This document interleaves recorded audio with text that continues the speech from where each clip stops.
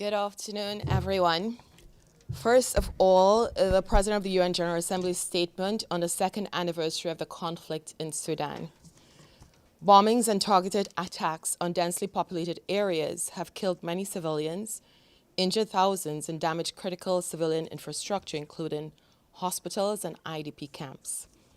He calls on all the parties to the conflict to immediately halt the fighting, silence the guns, and return to dialogue to achieve a peaceful and lasting solution. He welcomes all international efforts, including a conference in Sudan in London, to bring this devastating conflict to an end and to facilitate a political solution. The people of Sudan, he says, deserve to live in peace, security, and human dignity. Going on to his recent travels, the president has just returned from a trip to Slovakia and Turkey.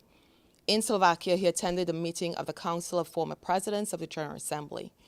He also met with His Excellency Mr. Robert Fico, Prime Minister of the Slovak Republic, where they discussed ongoing global and regional challenges, as well as the 80th anniversary of the UN and the importance of reaffirming our commitment to the UN Charter.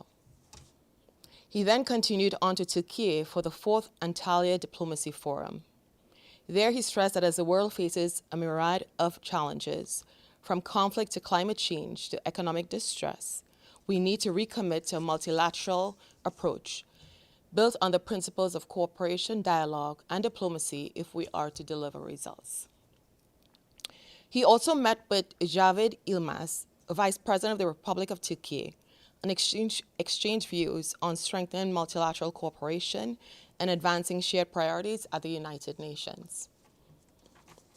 With regard to meetings this week, there is an informal meeting of the plenary today on the Intergovernmental Negotiations, the IGN, on the question of the equitable representation on and increase in the membership of the Security Council and other matters related to the Council.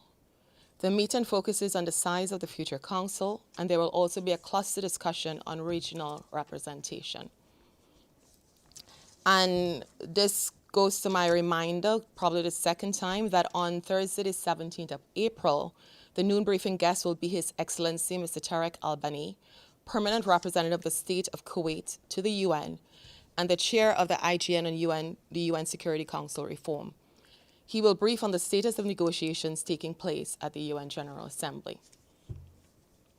This afternoon, there is a meeting of the Ad Hoc Working Group on the revitalization of the work of the UN General Assembly. The Chef de Cabinet of the Executive Office of the Secretary General will brief on senior leadership talent pool.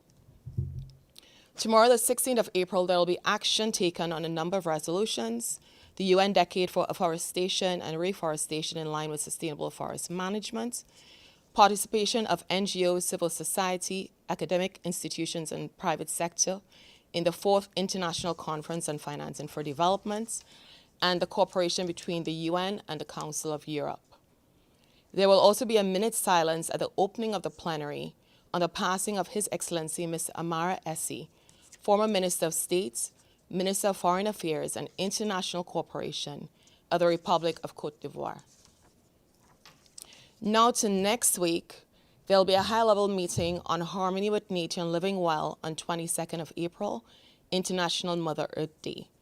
The meeting is intended to reinforce multilateralism through the promotion of sustainable lifestyles and holistic approaches in harmony with nature that contribute to the implementation of the 2030 Agenda for Sustainable Development.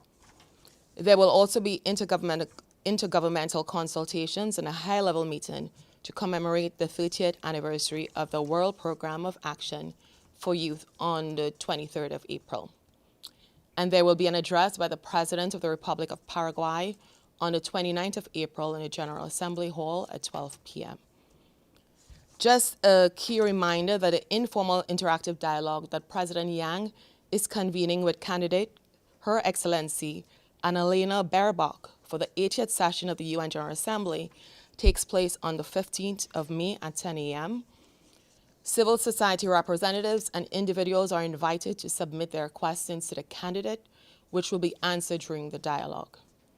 Questions must be submitted on the General Assembly's website no later than the 25th of April, We will share the link in the transcript.